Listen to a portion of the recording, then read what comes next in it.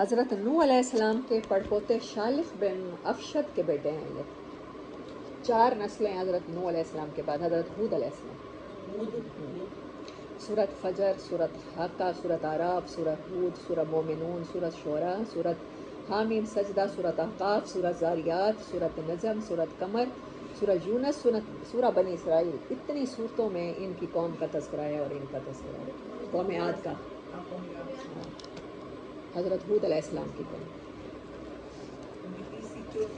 اچھا، میں نے ان کے بارے میں جتنا بھی قرآن پاک میں پڑھا ہے، بہت امیزنگ بات ایک کہ انہوں نے اپنی قوم سے کہا ہے، اللہ تعالیٰ نے کہا ہے کہ جیسی عاد کو ہم نے قوت دی تھی اور ستونوں والے تھے یہ، تو ان جیسی قوت ہم نے کسی کو نہیں دی تھی.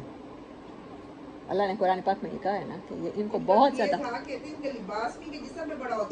ان جیسا طاقتور کوئی نہیں آیا.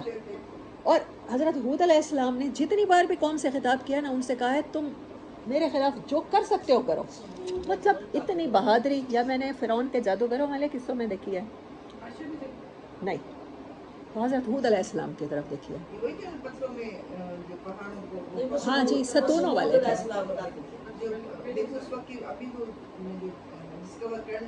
سویلائزیشن. ہاں،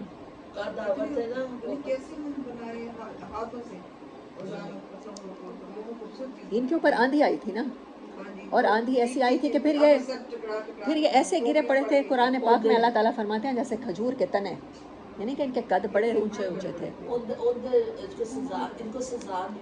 یہ تو ان کی قوم کا عاد کے اوپر عذاب کا تو بہت جگہ تذکرہ ہے، لیکن ساتھ ساتھ حضرت ہود علیہ السلام کی جتنی کنورسیشن ہے نا قوم کے ساتھ، مطلب حضرت نوح علیہ السلام کا پڑھتے ہیں نا تو وہ کہتے ہیں کہ مان جاؤ کسی بھی طرح، مطلب ان میں لینینٹی ہے. لیکن ان میں نا جو ایک چیز فگر پرومیننٹ ہوئے نا کریکٹرز میں ان کے، تو وہ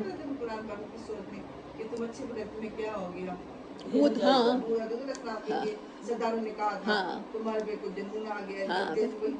بالکل. یہ میں سملیرٹیز جو نوٹ کیا، اس سے پہلے آپ کو حضرت ہود علیہ السلام کا وہ بتا رہی ہوں تھوڑا سا.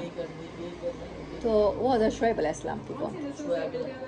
یہ عرب مستعربہ تو حضرت اسماعیل کے ہوئے نا، لیکن یہ پیغمبر بھی حضرت صالح، حضرت ہود اور حضرت شعیب اور نبی صلی اللہ علیہ وسلم، ان کے بارے میں کہا جاتا ہے کہ یہ عرب میں آئے تھے.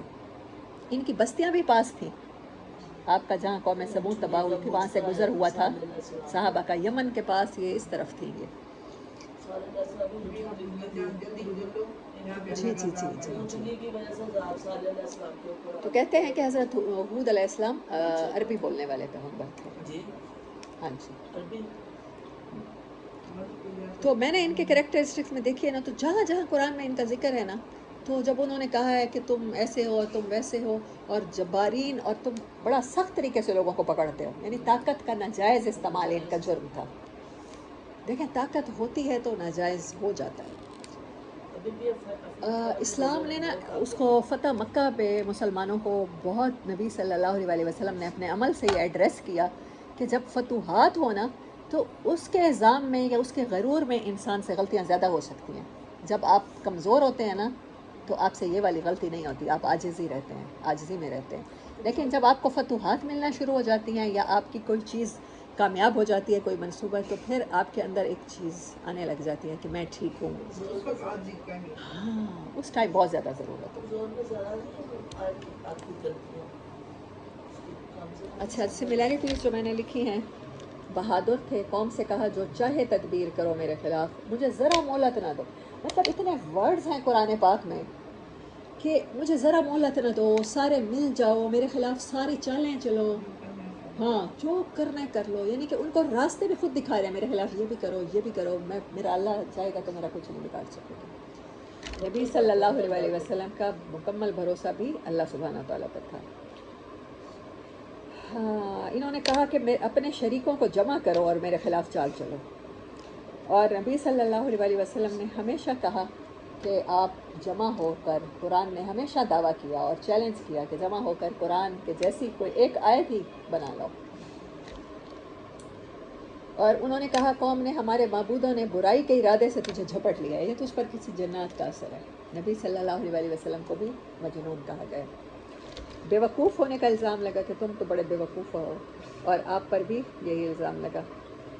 آپ نے اپنی قوم سے کہا کہ باپ دادا کی پیروی نہ کرو، سیم پریچنگ ہے. نبی صلی اللہ علیہ وسلم نے بھی اندھی تقلید سے منع کیا. پورا قرآن بھرا ہوا ہے انہی قوموں کے قصے سنائے گئے ہیں جو باپ دادا کے دین پر تھے، کہ کہیں ہمارے اندر یہ چیز نہ آ جائے کہ ہم نے اپنے بڑوں کو کرتے دیکھا، ہم نے اپنے بزرگوں کو کرتے سنا. آپ نے کہا قوم سے میں مزدوری نہیں مانگتا، اجرت نہیں مانگتا. نبی صلی اللہ علیہ وسلم کو بھی بہت دفعہ کہا گیا کہ آپ ان سے کہیے کہ میں تم سے کوئی اجرت تو نہیں مانگ رہا، اپنے تبلیغ کا کوئی معاوضہ تو نہیں چاہ رہا، تمہیں بات ناگوار ہے، میں پھر بھی وہی بات کرتا ہوں. ان کی قوم دنیا کی طاقتور ترین قوم تھی، اور نبی صلی اللہ علیہ وسلم کے خلاف بھی تقریباً پورا عرب تھا. غزوہ احزاب کے موقع پر تمام قبائل آپ کے خلاف ہو کے آئے ہیں. مجھے کچھ سملیرٹیز ملی ہیں اور کچھ ان کے کریکٹرسٹک جتنے قرآن پاک میں تھے، جن صورتوں میں تھے.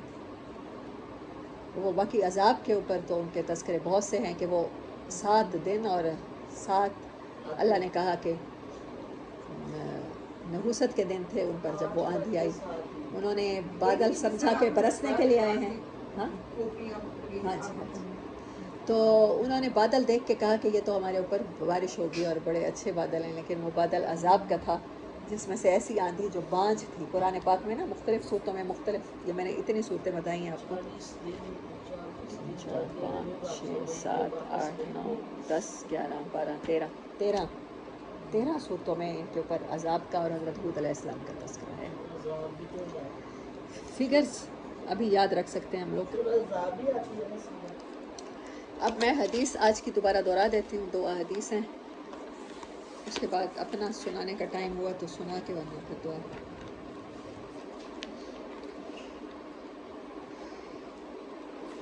ولا تشہد شہادت زور، کہ تو جھوٹ کی گواہی نہ دے. ولا تعمل بالہوا، کہ تو نفس کی غلامی نہ کرے. ولا فلا تشہد شہادت زور، کہ تو کبھی گواہی نہ دے جھوٹ کی گواہی. ولا تشہد شہادت زور ولا تعمل، عمل کے ساتھ تا لگا ہے صرف تے. ولا تعمل بالہوا، کہ اپنے دل کی خواہش، نفس کی خواہشوں پر، تو ہوا کہتے ہیں نفس کی خواہش کو، تو عمل کرے. آج 22 احادیث کمپلیٹ ہو گئی ہیں. یہ وہ احادیث ہیں ولا تعمل بالہوا. ہاں، حضرت سلمان رضی اللہ تعالیٰ عنہ نے نبی صلی اللہ علیہ وسلم سے سوال کیا کہ وہ 40 احادیث کون سی ہیں جن کے بارے میں آپ نے کہا کہ میری امت میں جو اسے حفظ کر لے وہ جنت میں جائے گا. آپ نے کہا، اب میں سناتی ہوں، جہاں غلطی ہو تو دیکھیے گا اپنے کھول کے. ان تؤمن باللہ والیوم الآخر والملائکۃ والکتب والنبیین والبعث بعد الموت والقدر خیرہ وشرہ من اللہ تعالی وان تشہد ان لا الہ الا اللہ وان محمد رسول اللہ صلی اللہ علیہ وسلم وتقیم الصلاۃ بوضوء سابغ کامل لوقتها. دیکھ رہے ہیں آپ لوگ. وتؤتی الزکاۃ وتصوم رمضان وتحج البیت ان کان لک مال وان تصلی 12 رکعۃ فی کل یوم ولیلۃ والوتر لا تترکہ فی کل لیلۃ ولا تشرک باللہ شیئا ولا تعق والدیک ولا، آگے کیا ہے، ولا تاکل مال الیتیم ظلما ولا تشرب الخمر ولا تزن، اور کل والی کیا تھی، ولا تحلف باللہ کاذبا. اچھا یہاں زور دیکھیں، 2 ورڈ یوز ہوئے ہیں جھوٹ کے لیے. آج کی حدیث میں زور، شہادت تو گواہی نہ دے زور کی. ولا تحلف باللہ کاذبا، یہاں پر کذب کہا ہے. قرآن پاک میں بھی زیادہ کذب کا ورڈ یوز ہوا ہے. کذب جھوٹ کو کہتے ہیں. ولا تحلف باللہ، جی، ولا تحلف باللہ کاذبا ولا تشہد شہادت الزور، اور آج کی اور کون سی تھی، ولا تعمل بالہوا، ولا تعمل بالہوا. وآخر دعوانا ان الحمد للہ رب العالمین.